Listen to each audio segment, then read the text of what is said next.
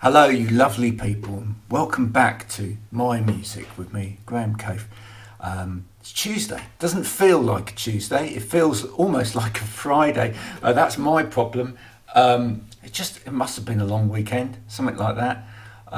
But you know, some weeks it just feels like the hours are just slipping away already. But that's great because now is the opportunity to put down whatever it is that has kept you busy already, whether it's spreadsheets or iron filings, whatever it is, because in a minute I'm going to be speaking to my guest for another My Music. But first, let's have a little look at this video from Analog Trash. If you've seen it before, which you probably have, then just close your eyes and enjoy the music.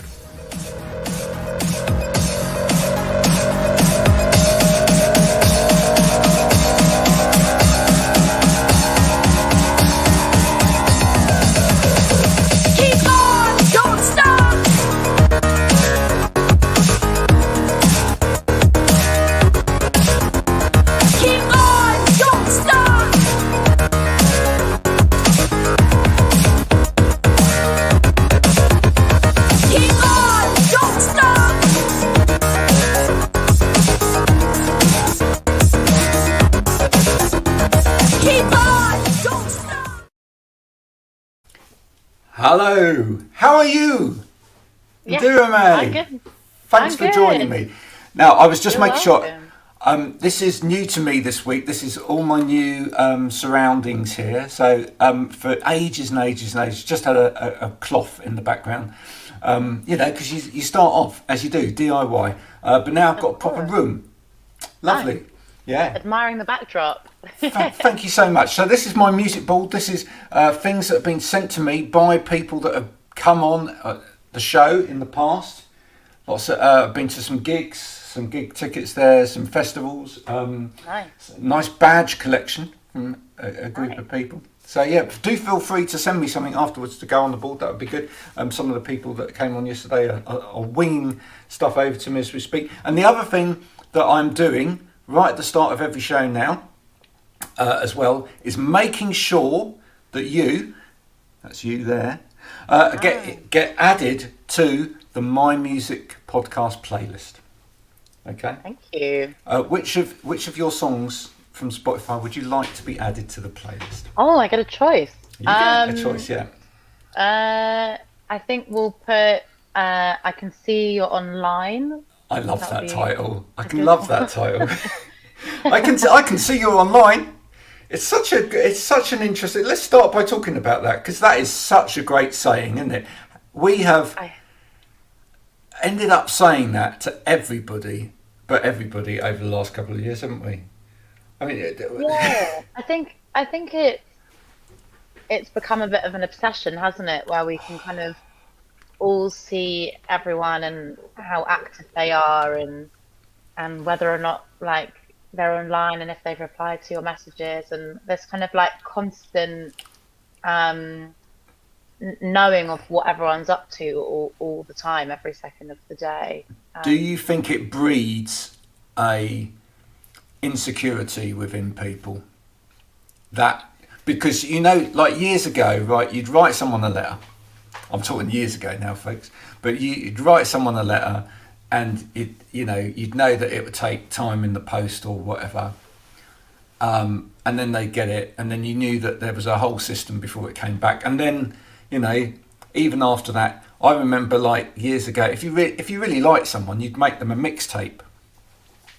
Yeah, one of these things. You'd make them a mixtape of tunes which you think they would appreciate. And you'd post it through their letterbox and with a little note, and then maybe a few days later you get a telephone call. See, I'd love that. Let's go back to those times. Yeah, exactly, or wouldn't. But I think this whole thing about the little symbol comes up. It's like it's been read, and then they don't reply, or even we start to see it in modern movies now, where somebody sends the text message, don't they? And then you see on the other person's screen ... and then it disappears. Yeah, they're typing. Yeah. You watch them type.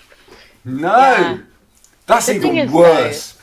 Though, it's a tricky one, isn't it? Because sometimes we're on our phones just to check something and we're not intending to speak to anyone, but it's just that consensus that we can always see people, and it's just like their status of like being active or not being active, or being online or being offline, or typing, or whatever it is, read, not read. Yeah, I think it breeds insecurity. I think it's changed how we do relationships, how we do friendships, and it's changed how we kind of communicate as a society. For the So better or yeah, for the worse, or is it like six of one, half dozen of the other? Is it better in some ways and worse in others? yeah, I think it's a mix. I mean, isn't it wonderful? Like, I mean, we saw through the pandemic that we could speak to people over Zoom, and it didn't matter what country or what time zone.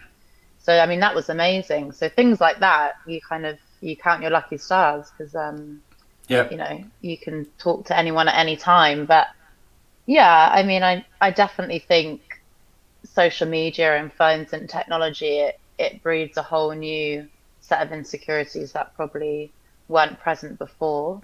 Um, yeah, and that's kind of what the whole EP was about these online relationships, these kind of yeah modern day relationships, and how we communicate, and sometimes how like we communicate through phones, and how that can change the course of a relationship compared to if you just like had a conversation in person.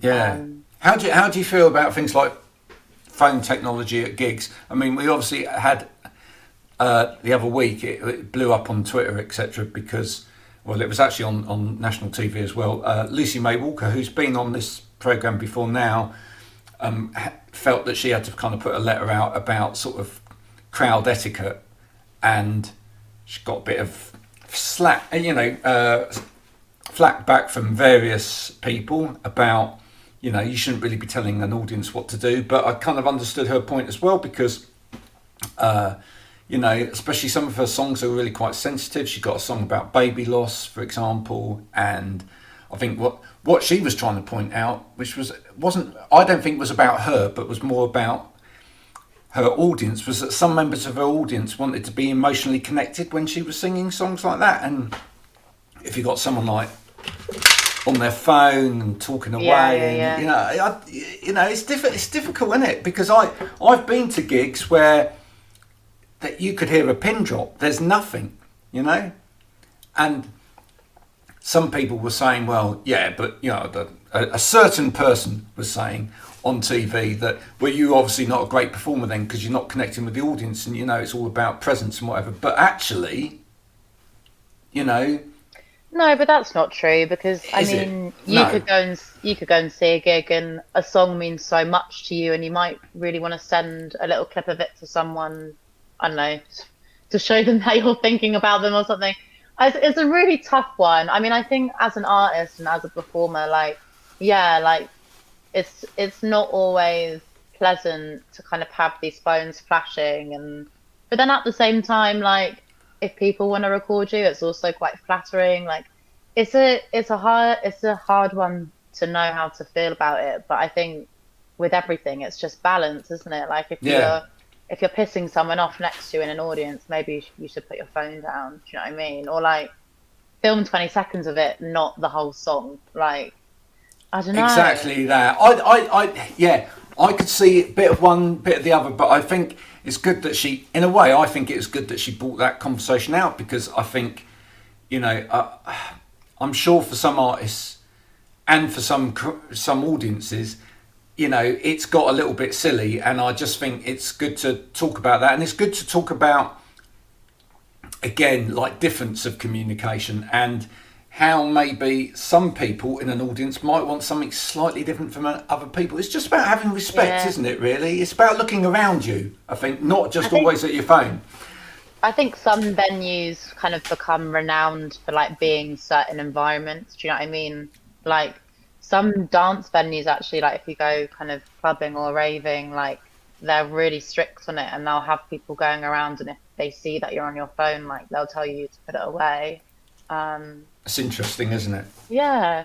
And in a way, I kind of respect that because sometimes it is nice to go out and people not have their phones, because then you have to connect with people, like you have to talk to people. Yeah.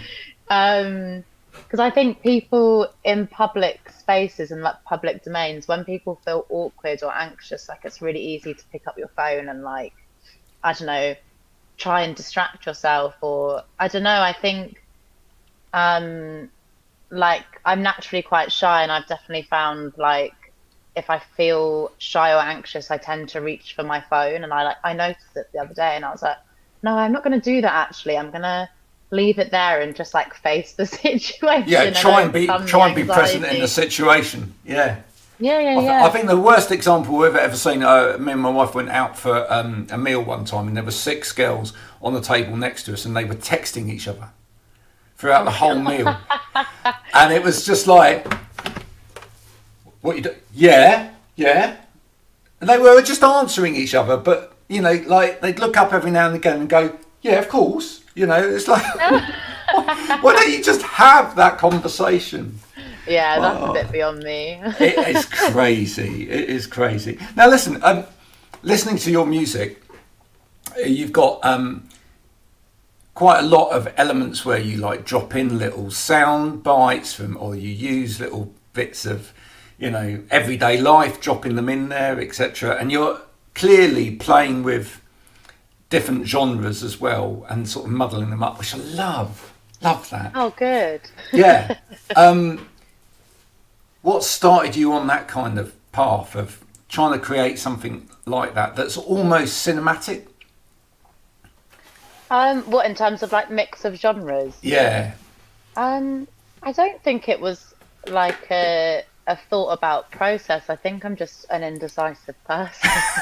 Just started off, this song started off as jazz, and I just Um, decided to do hip hop midway through. yeah, I think it probably just echoes my music taste really. Like I don't Cool. listen to one thing, and I have this infamous playlist just called like songs I like, and it's like Is it there's massive? no like yeah, there's no like formula or kind of like pattern to the songs. It's really quite random. But it's just like sounds that I kind of connect to and that I like. So Do you I know don't what? know, You're on maybe. another playlist like that now, because you're now on the My Music playlist, and anyone listening to that will realise it is completely eclectic, which is great. I mean, it just goes everywhere.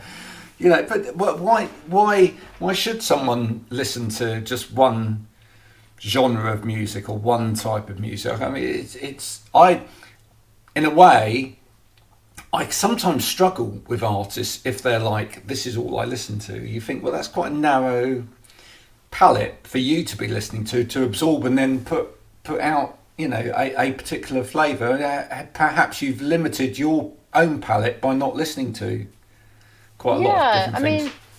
I mean, I guess everyone's different. Like, if someone's obsessed with jazz and they're an amazing jazz pianist and that's their whole life, I kind of rate that in a way. But Yeah, yeah. um, I don't know.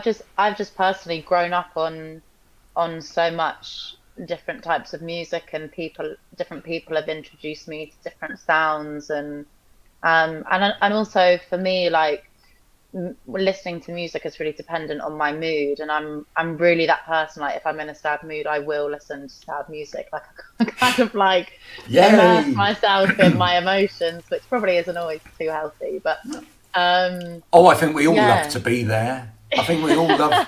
I think we all love to wallow from time to time. You know, it's like. I think it's so much harder in a way to pick a sort of ordinary day album, isn't it? That to me Yeah. is hard. I think actually some people that maybe don't immerse themselves in music, that's quite easy.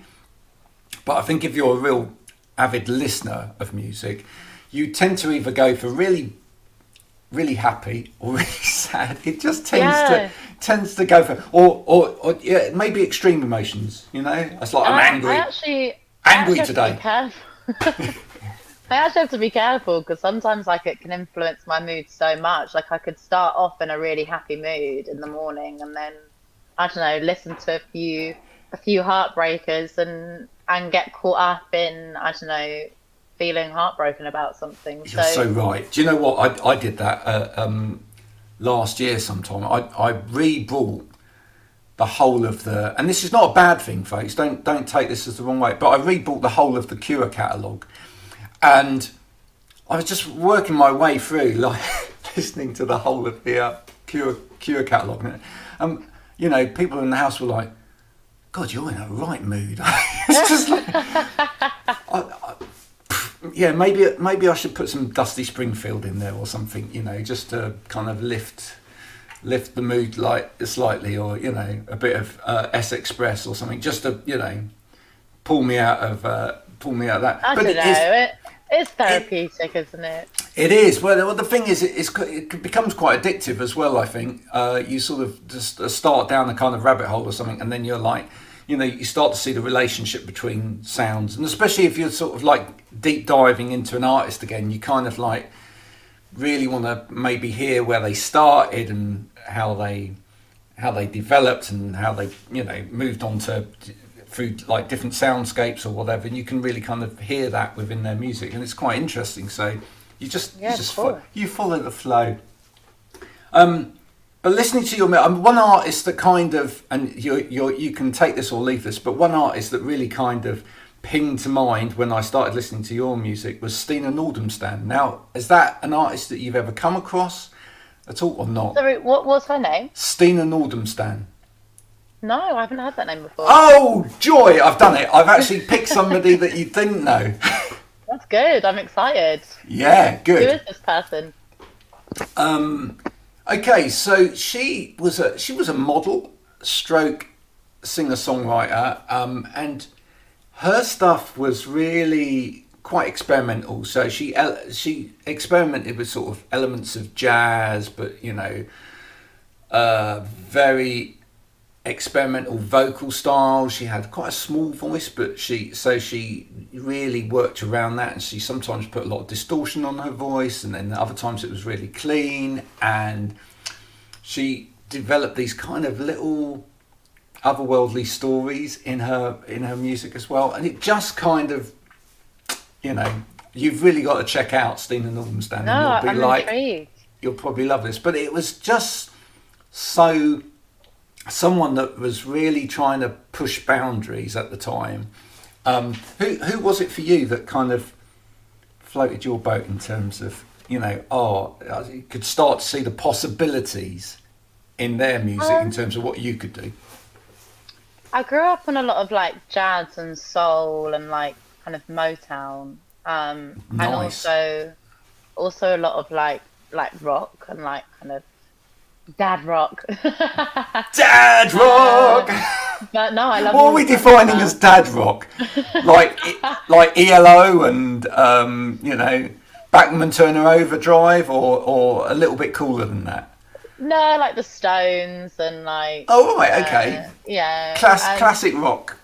Classic rock, yeah. Yeah. And also a lot of like folky stuff like Nick Drake, John Martin. Okay. Stuff like that. So there was a lot of mix of genres anyway, but and I was writing from a young age. But it wasn't until I hit my like early teens when the internet became like a thing, and we had things like YouTube and Tumblr and MySpace. and MySpace, and you know, getting your first little iPod Nano and loading up with tunes, or even getting your first little MP3, or like before. They were so useless to begin with, weren't they? Let's face it. But I loved it. I think we should. I think in the same way that sort of like tapes and I'm sorry, I will let you finish your story then in a minute. But I think in the same way that sort of tapes and vinyl are making a comeback, we should bring back NAF MP3 players. Literally the ones where you could only see one song at a time and you could go forward or back. Yeah, and that was it. And the importance of making that playlist, you know, became even more important. But yeah, it wasn't until the internet and kind of like being able to really like search and like dig for stuff in my bedroom hours on end did I kind of come across artists like James Blake and people like Sampha and just people who like merged electronic sounds with like classic sounds and kind of like soundscapey stuff and yeah, I started. That's kind of when I realized I could put electronic elements in there, and everything didn't have to be live. And I saw people using like MPC machines and um, And did things like things that. like James Blake, did that influence like the vocal delivery as well? The fact that you thought, well, I could actually like cut my vocals up a little bit, maybe, or yeah, Yeah, just it just opened my eyes like to like the possibilities and but it wasn't I didn't really start experimenting like with electronic sounds until quite recently, but that's what I was like listening to a lot. And it wasn't really until my 20s where I was like, oh yeah, now I'm gonna try and incorporate that. Um but yeah, before like growing up it was more like me and my guitar and kind of more like live stuff. But yeah, people like James Blake and Sampler, like they're real big inspos to me. Um, I just think they're so original and they're kind of modern day artists who like just aren't afraid to experiment. Like yeah. No, to me, I and mean like you, that is modern day classical music to me, in a way. You know, it's got that element of it's quite orchestrated, isn't it, in a way, and it's it's here played with like light and shade and it's sort of almost like pastels and color within the music, and I love that. I love that. and it reminds me of like Pink Floyd, like you know their infamous album like Dark Side of the Moon. Like that Dun, was dun, a dun, dun. Yeah. Yeah, like that's one of my favorite albums ever, just because it's just so wild. Like you have like 9 minute songs and It's all of mental. these crazy sounds and um yeah, that just screams to me like what creativity should be, just like pushing boundaries and just not really not trying to like be something, do you know what I mean? Just like exerting your sound out. I was looking up here whilst you were saying it, not because there was anything going on up here, just because there we go. Aha! Da-da. And what an awesome cover as well. It's, it's brilliant, isn't it? So simple, so clever. You know, how many T-shirts in the world has that Oh been on? my God. How many people are wearing those t-shirts who don't know the reference? Does that annoy you in a way? I mean, it doesn't. It doesn't for me. I'm just thinking, yeah, it's great that you're doing that, but if they don't know the reference, you just think you're missing something. I think it's generational. I mean, we probably all have things that we love and we're not entirely sure what the reference is. Yeah. I don't know. I'm sure they'll grow up to kind of realize one day. I, Um, one day, so they'll be sat there somewhere at someone's house, and someone will actually get the album out. They go, "I've got a T-shirt with that on," yeah, yeah. or "I had a And T-shirt. I had a their T-shirt with minds will that be on when I was blown. 15," and it's like, that's what this is. I thought it And was. I then thought it was an advert for Purcell. yeah, and And it's just, then they listen to the most epic album ever, and yeah, no, absolutely. So where are you going now with your music? What you say that you've kind of transitioned in your lifetime from where a lot of young musicians will start, which is you and the guitar and you're sort of learning to craft songs that way, and then really kind of developing your sound, and you've kind of hit on now what I think is a fantastic formula for you. I think it sounds brilliant. thank So you. where are you taking that next? What's the challenge for you now? Um, I mean, I think the challenge is um, I don't know. It's hard because I love being experimental and I love mixing all these genres. But from like a music business perspective, everyone's always like, "Well, like, which one do you want to do? Do you want to release the folk like EP? Do you want to do the acoustic songs? Is it jazz?" Is that where it's Um, hardest now for you in terms of the business side, is or the release side? Is like,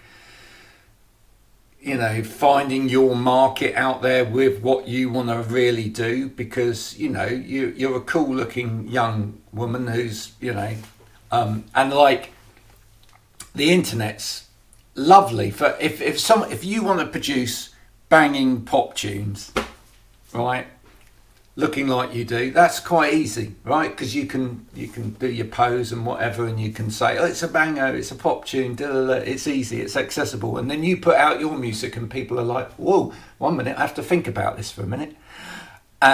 So yeah, is it trying to make that connection and trying to get it into the right space? Yeah, I think it's just like building an audience and them not being completely thrown by what you're doing. Because, like, if I release a jazz project, I've cultivated a jazz audience. So then if I was to then release a rock album, they might be a bit like, hang on a sec.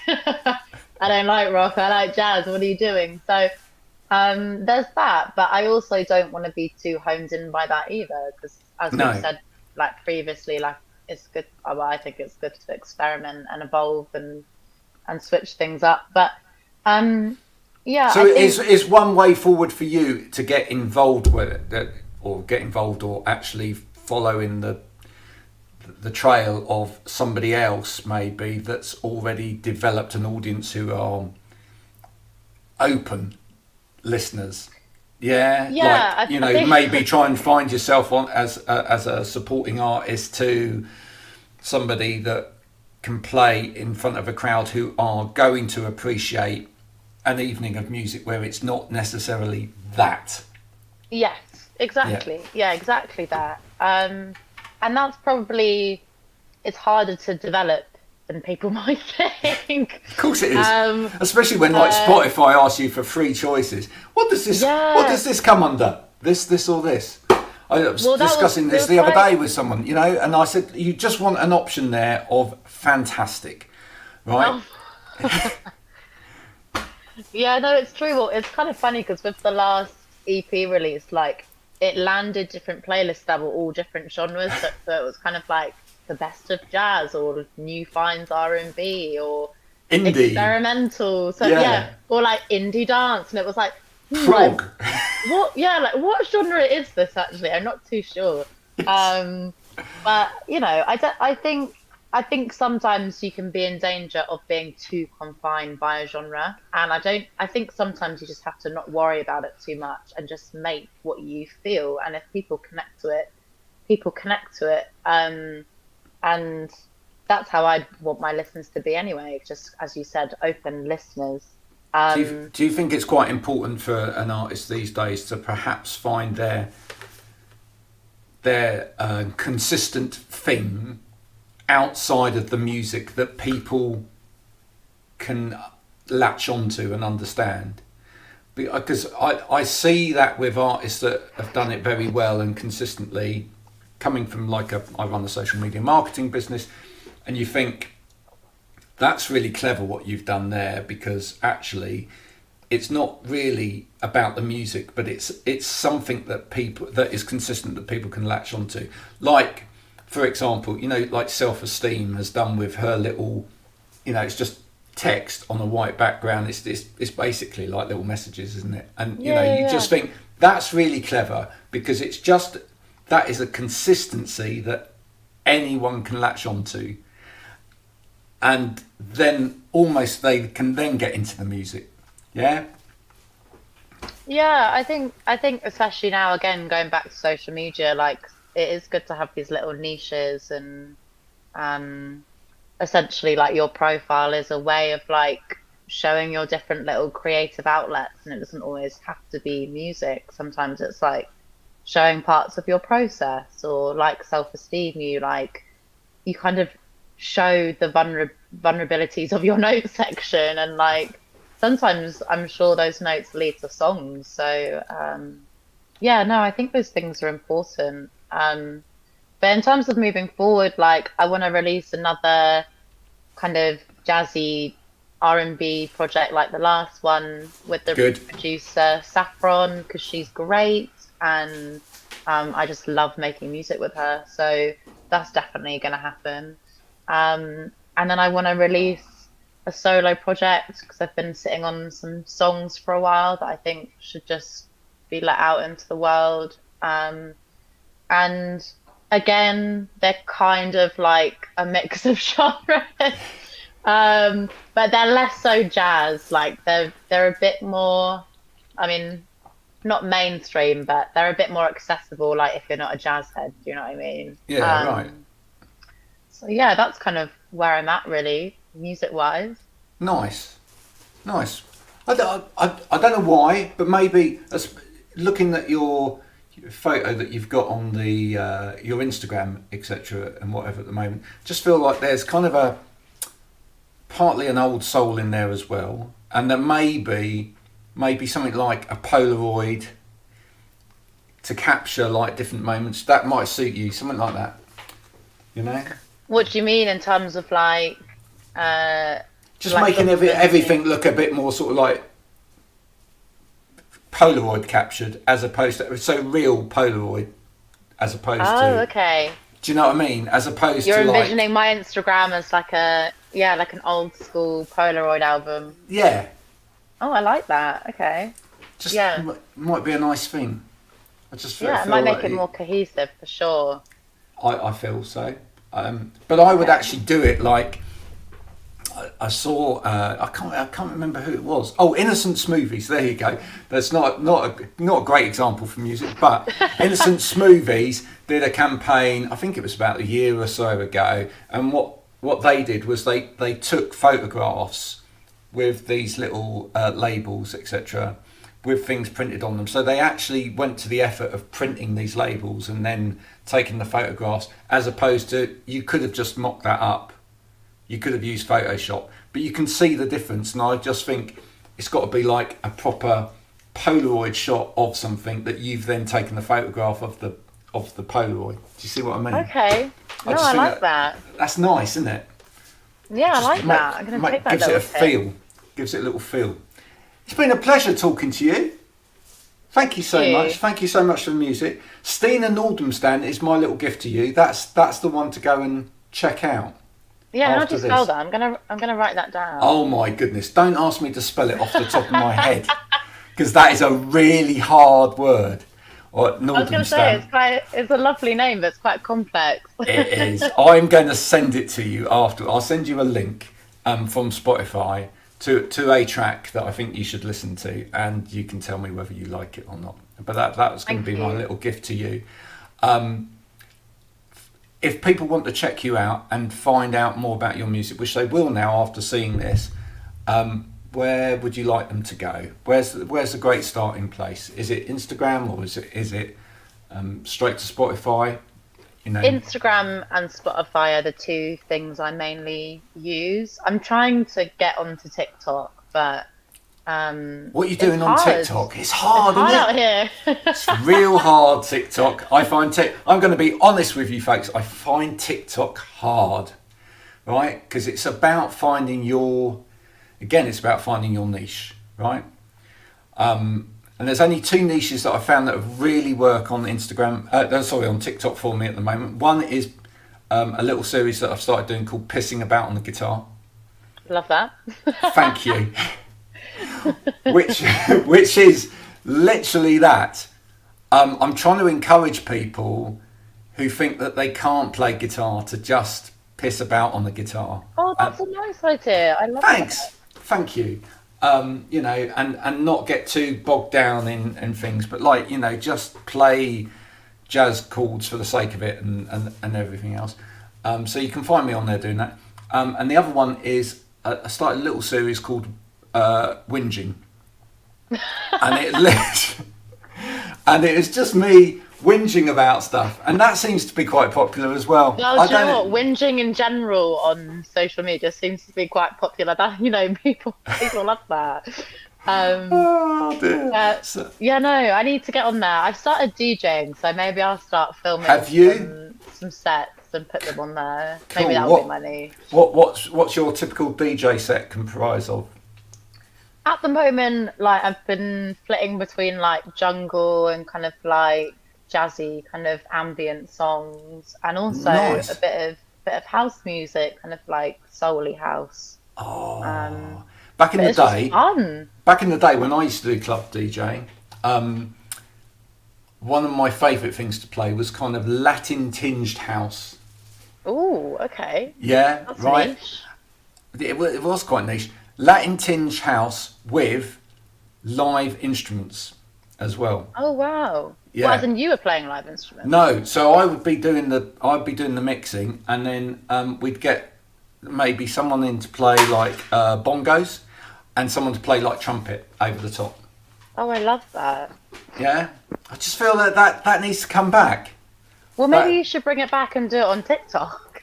Yeah, wouldn't that be good? Wouldn't that? I've got to get up to 1,000 followers first, because you can't go live on TikTok without 1,000 followers. Oh, really? Yeah, folks, if you want Certain to follow, bars you have to hit. if you want to follow me on TikTok, if you like a bit of whinging and you like a bit of pissing about on guitar, please do. The dog said yes. Please do that, and then I'll give you Latin tinged house, and I'll invite some musicians around to the house to do the live bits. How about that? Or in fact, we can bring other people on to the TikTok from wherever in the world to do the live bits. That's so good. There we go. Incentive. Yeah. Thank you so much for coming on today. I hope people now go and check out your music. Do keep in touch. Please, everybody, go and check out Indira May's music now. Thank you so much. If you've enjoyed this today, it's been my music coming live from this new studio area. If you haven't enjoyed it today, then this has been somebody else doing something on video. But please do share it as well. All right. Leave nice comments. Or leave bad comments. I don't really care. Someone left some bad comments over the weekend on a very old video that I did, and loads of other people rushed in to say nice things, which is great, because I now got a lot of comments on my YouTube channel. So whichever way, leave some comments. Until next time, Indira. Bye for now. Thank you so much. Bye. Thank you. Bye bye.